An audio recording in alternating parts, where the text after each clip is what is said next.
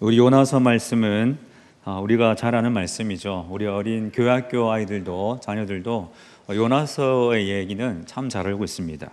지난주에 대구 동로의 어린이 교육대를 마치고 동화구연 금상을 받은 우리 어린 다울이라는 친구가 동화구연을 한 내용도 요나서였죠. 그래서 요나서는 누구에게나 익숙한 내용이라고 할 수 있습니다. 그런데 그 내용의 흐름을 우리가 좀 살펴볼 필요가 있죠. 요나서 3장 말씀에 보면 물고기 뱃속에서 나온 요나가 니느웨 성에 가서 하룻길을 걸어 다니면서 40일이 지나면 니느웨가 무너지리라 선포합니다. 그때 이 요나의 선포를 들은 니느웨 백성들이 회개하고 금식하고 하나님을 믿게 되죠. 근데 하나님께서 그 니느웨의 그 회개를 보고 그 심판을 거두시게 됩니다. 마음을 돌이키게 되는 거죠.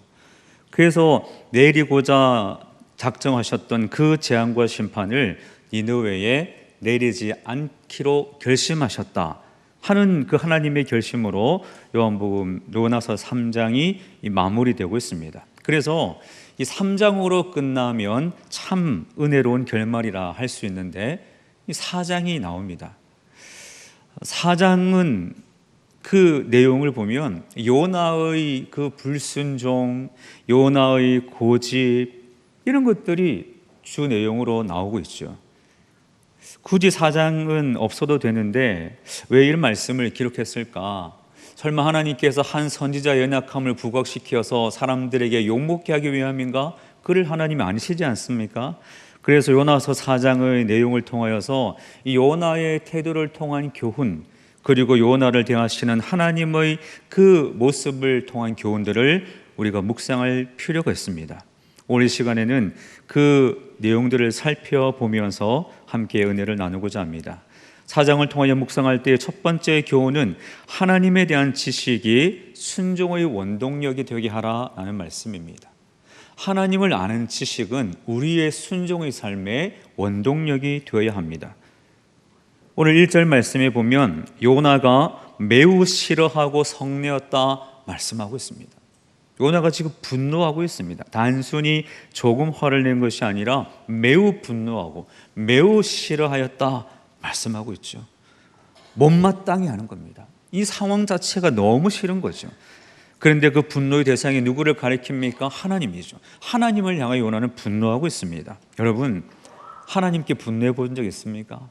하나님을 향하여 손가락질하고 하나님 도대체 이렇게 하나님께 분노해 보신 분 계신가요? 그럴 수 없죠. 결코 쉽지 않은 일입니다. 그런데 지금 요나는 하나님을 향하여 분노하고 있습니다. 하나님의 결정이 마음에 들지 않는 거죠. 아니, 니느웨에 심판을 하기로 하셨으면 심판을 하셔야지 왜 그 심판을 거두십니까? 도대체 지금 뭘 하는 겁니까? 라고 불만을 쏟아내고 있습니다. 그런데 요나는 하나님에 대해서 몰랐을까요? 아니죠. 선지자입니다. 당연히 하나님이 어떤 분인지를 알고 있었습니다. 2절 말씀에 보면 요나가 이렇게 말하고 있죠. 여호와께 기도하여 이르되 여호와여 내가 고국에 있을 때 이러하겠다고 말씀하지 아니하였나이까? 그러므로 내가 빨리 라치스로 도망하여 싸우니 주께서는 은혜로우시며 자비로우시며 노하기를 더디하시며 인애가 크시사 뜻을 돌이켜 재앙을 내리지 아니하시는 하나님이신 줄을 내가 알았음이니이다. 하나님을 어떻게 소개합니까? 어떻게 고백하나요?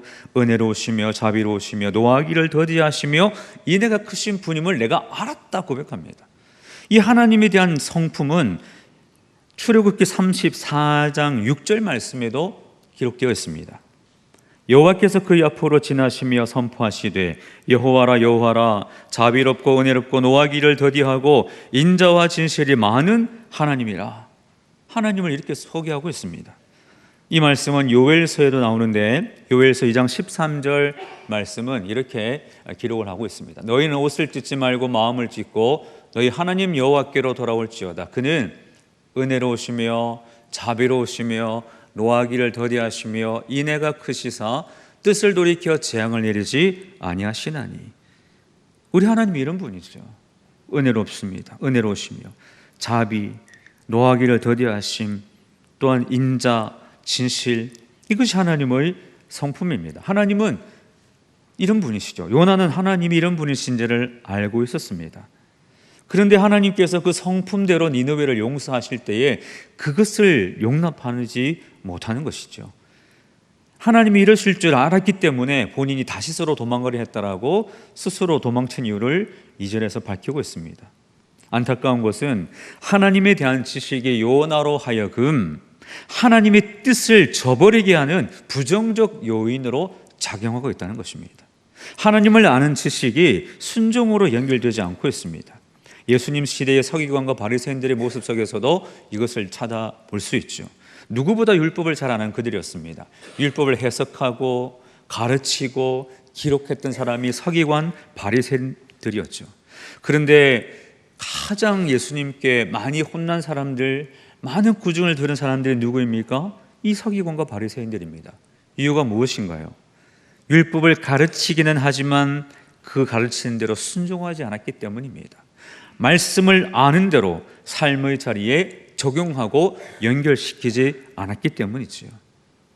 그러므로 우리는 이 본문 말씀을 묵상하면서 이 첫 번째 교훈을 마음에 새겨야 할 것입니다. 하나님을 아는 지식이 순종의 원동력이 되어야 된다. 여러분, 하나님의 말씀을 알고 계십니까? 하나님 말씀을 묵상하면서 주의 뜻을 발견하고 계십니까? 그 발견, 그 알미 순종으로 연결되어서 하나님 기뻐하시는 믿음의 길을 걸어갈 수 있기를 예수님의 이름으로 축복합니다. 두 번째 교훈은 순종은 자기 중심성을 내려놓는 것에서 시작된다라는 것입니다. 자기 중심성. 오늘 본문에서 요나는 3번이나 죽기를 간구합니다. 입만 열면 죽겠다고 말하죠. 죽여달라고, 못 살겠다. 자, 3절 말씀에 보면 여호와여 원하건대 이제 내 생명을 거두어 가소서 사는 것보다 죽는 것이 내게 나음이니이다. 여러분, 사극 드라마에 보면은 이 신하가 왕의 뜻이 마음에 들지 않습니다. 왕의 결정이 마음에 들지 않아요. 그러면 신하가 어떻게 합니까? 이 왕의 뜻을 돌이키려고 내 뜻을 관철시키고 왕의 뜻을 뒤엎기 위해서 하는 대사가 있습니다. 사극에 자주 등장하는 대사. 전하, 차라리 신을 죽여주시옵소서. 왕의 뜻을 바꾸라는 거죠. 내 뜻이 합당하니까 내 뜻대로 안 할 거면 차라리 신을 죽여달라. 그렇게 신들이 얘기하지 않습니까? 요나가 딱 그 모습입니다. 8절 말씀을 보십시오. 해가 들 때에 하나님이 뜨거운 동풍을 예비하셨고 해는 요나의 머리에 조임해 요나가 혼미하여 스스로 죽기를 구하여 이르되 사는 것보다 죽는 것이 내게 나음이니이다 하니라. 어떻게 이렇게 말할 수가 있을까요? 이게 8절에 무슨 말씀입니까? 자기에게 시원한 그늘을 제공해 주던 박능쿨이 사라지니까 분노하는 거죠. 니느웨 사람들의 생명보다 자신에게 그늘을 제공해 주었던 박능쿨을 더 아끼면서 그 박능쿨이 사라지니 이렇게 외치는 겁니다. 어처구니가 없는 선지자의 모습이죠. 9절 말씀입니다. 하나님이 요나에게 이르시되 네가 이 박능쿨로 말미암아 성내는 것이 어찌 옳으냐 하시니 그가 대답하되 내가 성내어 죽기까지 할지라도 옳으니이다 말하고 있습니다. 여러분, 요나는 왜 이토록 니느웨를 싫어하는 것일까요? 요나는 심각한 자기 중심적 사고를 가지고 있었기 때문입니다. 요나가 가지고 있었던 이 자기 중심성이 5절 말씀에도 잘 드러납니다. 자, 3절 말씀에서 생명을 거두어 가시라 사는 것보다 죽는 것이 낫다라고 생떼를 썼으니 혹시나 하는 마음에 하나님이 어떻게 하시나 지켜보려던 요나의 모습이 5절입니다. 5절 말씀 중에서 자기를 위하여 초막을 짓고 라는 말씀이 있죠. 자기를 위하여.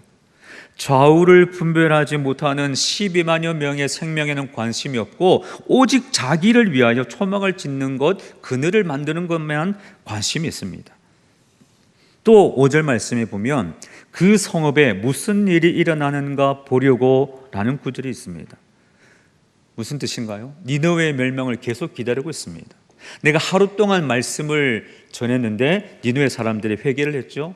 그런데 하나님 말씀은 40일이 지나면 무너지리라라는 말씀을 선포하게 하셨습니다. 잠시 그들이 회개했지만 아직 40일이 되지 않았기 때문에 혹시나 하는 마음에 그 니느웨가 망할 것을 기대하고 바라면서 망해라 망해라 망해라 속으로 외치면서 그 성을 지켜보고 있는 것이지요. 너무나 자기 중심적이지 않습니까?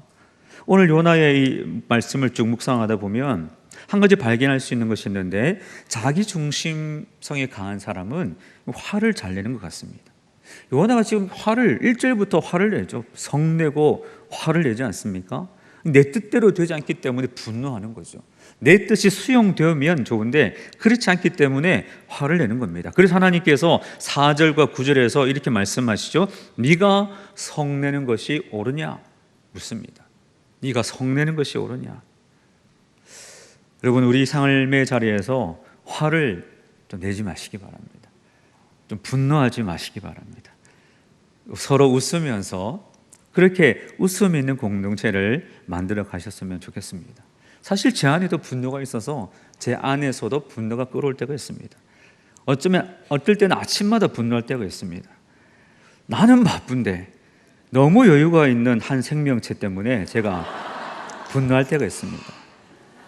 그러면서 사실은 분노를 쏟아냅니다. 너는 아빠가 이것도 해야 되고 저것도 해야 되고 바쁜데 너는 도대체 학교 안 가는 날에는 일찍 일어나고 학교 가는 날에는 일어나지 않고 어떻게 됐냐, 막 제가 분노할 때가 있습니다. 그런데 하나님께서 저에게 말씀하죠. 네가 성내는 것이 옳으냐 말씀하시는 거죠. 제가 그래서 카톡을 보냅니다. 아빠가 아침에 성내서 미안하다. 아이가 학교 마치고 답이 오죠. 다음부터는 조심하라고. 또 분노를 유발합니다. 네가 성내는 것이 옳으냐.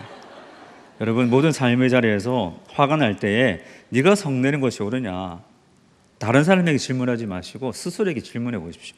내가 이 상황에서 이렇게 내가 성내는 것이 옳은 일인가? 내가 화내는 것이 옳은 일인가? 돌아보시기 바랍니다. 그것을 질문을 던져놓고 시간을 좀 가지면 그 분노가 가라앉고 생각이 정리될 때가 있습니다. 이 네가 성내는 것이 옳으냐라는 질문은 하나님 앞에서 우리의 언행과 내면을 점검하라, 그런 뜻입니다. 돌아보라는 말씀이죠. 굉장히 중요한 말씀입니다. 이 또한 자기 중심성에 강한 사람의 특징은 배타성입니다. 유대인은 하나님이 선택하셨다는 선민의식이 강한 민족이었습니다.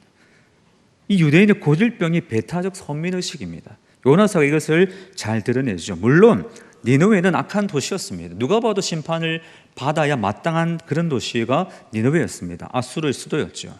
니느웨가 얼마나 악한지 요나서에는 기록되지 않지만 똑같은 니느웨를 향하여 선포한 말씀이 한 가지 더 있는데 나훔입니다. 나훔 선지자 나훔서에 보면 이 니느웨가 얼마나 악한 도시였는지 이렇게 묘사를 하고 있습니다. 니느웨는 여호와께 악을 도모했다. 전쟁에서의 잔혹과 약탈 행위를 서슴지 않았다. 음행과 마술이 넘쳐나고 상업적인 탈취 행위가 잦은 곳이 니느웨였다. 여러분, 이런 도시 어찌 심판하지 않을 수 있을까요? 당연히 심판의 대상입니다. 그리고 하나님께서도 요나를 니느웨를 보내실 때에 그 니느웨가 악하다고 말씀하셨죠. 1장 2절 말씀에 보면 너는 일어나 저 큰 성읍 니느웨로 가서 그것을 향하여 외치라. 그 악독이 내 앞에 상달되었음이니라 말씀하고 있습니다. 그 악독, 니느웨의 성의 악독이라고 하나님께서도 표현하셨죠. 그만큼 니느웨는 악한 도시였습니다. 심판받아 마땅하다 할 수 있죠. 그런데 니느웨가 회개하자 하나님께서 용서하셨습니다. 마음을 바꾸셨습니다. 그렇다면 요나도 마음을 바꿔야 되죠. 하나님께서 마음을 바꾸셨으니 그 결정에 순종해야 됩니다. 하지만 요나는 그렇지 않습니다. 니느웨를 용서하면 안 된다고 주장하고 고집합니다. 요나가 활동했을 당시에 북이스라엘의 왕은 여로보암 2세였습니다. 이 여로보암 2세가 통치하던 북이스라엘은 강성함을 누리는 시기였지만 반면에 북이스라엘 왕조 역사상 가장 악한 시대가 여로보암 2세 시대였습니다. 그런데 요나는 이렇게 생각합니다. 물론 우리 북이스라엘도 잘못이 있다. 우리도 악한 일을 저지르고 우상 숭배를 하는 잘못이 있다. 그러나 저 이방 나라 니느웨는 얼마나 더 악한가? 우리도 악하지만 우리와 니느웨를 비교하지 말라. 우리는 선민이다 라고 말하는 거죠. 이런 마음을 가리켜서 우리 아이들도 이런 말을 쓰더라고요. 내로남불이다. 이런 말 쓰지 않습니까? 우리는 악하지만 우리는 저 사람 더 악하다. 그렇게 하는 거죠. 하나님은 무조건 내 편, 우리 편이라는 생각은 잘못된 것입니다. 하나님은 우리 편이 하는 일에 무조건 동의하시고 편들어 주셔야 된다 하는 생각도 옳지는 않습니다.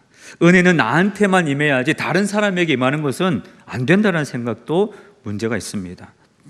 이런 생각들이 요나에서 등장할 뿐만 아니라 기독교 역사 속에서도 곳곳에 등장하곤 했습니다. 한 가지 예로 흑인 노예 해방 남북 전쟁 있지 않습니까? 미국에.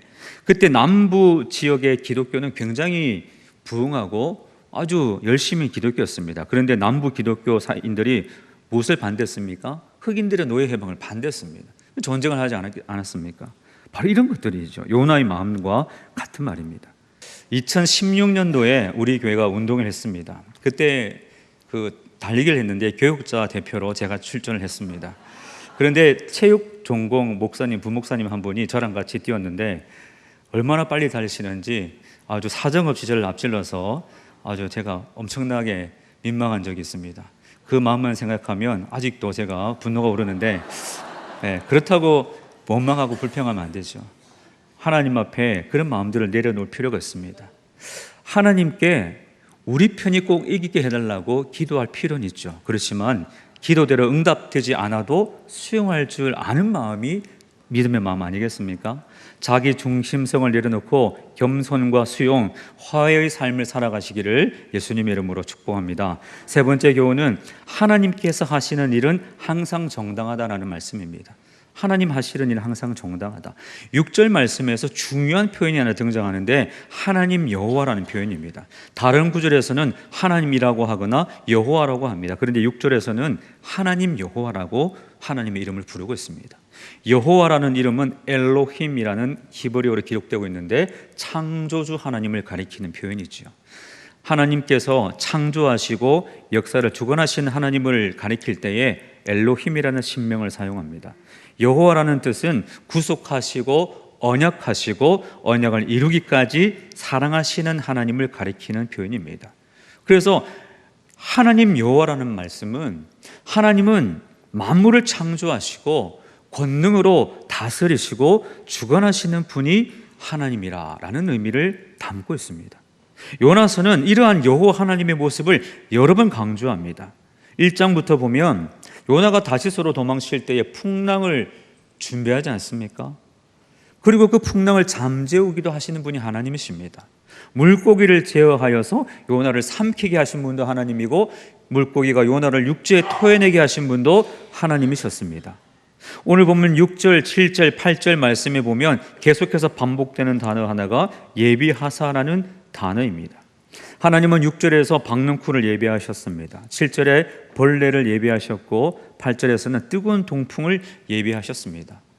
자연적인 그 일들 하나님께서 창조주로서 다 역사하고 계시는 것을 보여주는 구절이죠. 이처럼 요나서는 하나님이 어떤 분이신가를 강조합니다. 하나님은 창조주이시고 통치자이시고 주관자이십니다. 그래서 하나님은 모든 일을 마음대로 하실 수 있는 유일한 분이 하나님이십니다. 하나님 창조주이시고 주인이기 때문에 모든 것을 마음대로 하실 수 있는 분이시죠. 니느웨의 회개를 바탕으로 심판을 내리지 않겠다 다시 마음을 돌이킬 수 있는 분도 하나님 마음이며 그 결정은 정당한 것입니다. 그러나 요나는 그것을 받아들이지 못하고 있는 것이죠. 우리 하나님은 완전하시며 실수가 없으신 분입니다. 하나님 하시는 일은 항상 옳습니다. 모든 일을 주관하시는 하나님께서 우리 삶에 행하시는 일은 정당합니다. 그러나 그 삶의 모습은 고난일 수 있고 슬픔일 수 있고 위기일 수도 있습니다. 그러나 그 모든 상황을 믿음으로 받아들이시고 기도하시기 바랍니다. 범사에 하나님이 주관하신다면 이 일 속에서도 하나님의 뜻과 계획이 있는 줄 믿사오니 발견할 수 있도록 깨달을 수 있도록 해달라고 간구할 때에 하나님을 만나는 은혜가 우리 삶 가운데 임할 줄로 믿습니다. 마지막 본문의 교훈은 하나님은 나를 아끼신다라는 교훈입니다. 오늘 요나서는 4장 11절까지의 기록하고 마무리되고 있습니다. 지금 흐름을 보십시오. 지금 1절부터 3절까지 요나가 분노했으니 하나님께서 성내는 것이 옳으냐 묻습니다. 5절부터 9절까지도 그렇고요. 10절, 11절에서 하나님께서 이렇게 말씀하셨을 때에 요나가 또 대꾸할 만한데 요나의 다른 반응이 없이 성경은 마무리되고 있습니다. 아마도 드디어 요나가 그래도 선지자이니까 하나님의 마음을 이용하고 수용하지 않았을까 하는 생각을 해보게 됩니다. 하나님께서 요나에게 주신 마지막 말씀이 10절 11절 말씀인데, 여호와께서 이르시되 내가 수고도 아니하였고 재배도 아니하였고 하룻밤에 났다가 하룻밤에 말라버린 이 박넝쿨을 아꼈거든. 하물며 이 큰 성읍 니느웨에는 좌우를 분별하지 못하는 자가 12만여 명이요 가축도 많이 있나니 내가 어찌 아끼지 아니하겠느냐 하시니라. 너무나 맞는 말씀이죠.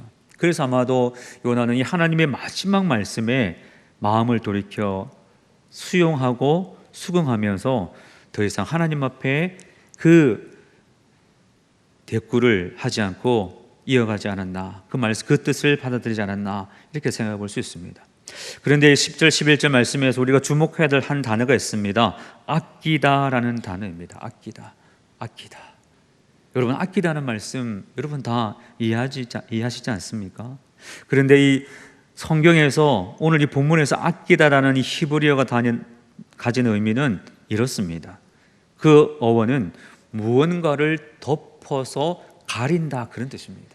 무언가를 덮어서 가리는 행위. 그 의미를 조금 확대하면 연약한 존재에 대해서 측은히 여기거나 불쌍하게 여기는 태도입니다. 이것을 아낀다라는 말로 표현하고 있는 것이죠. 하나님은 니느웨 백성을 아끼셨습니다. 왜냐하면 측은히 여기고 불쌍하는 마음이 들었기 때문에. 왜 하나님께서 그런 마음을 가지셨을까요?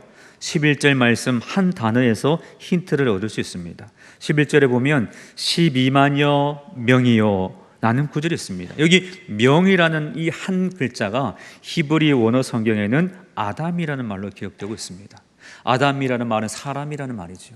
하나님은 니느웨에 있는 12만여 명의 사람을 그냥 한 덩어리로 본 것이 아니라 한 사람 한 사람을 하나님이 아껴야 될 대상으로 바라보셨던 것입니다.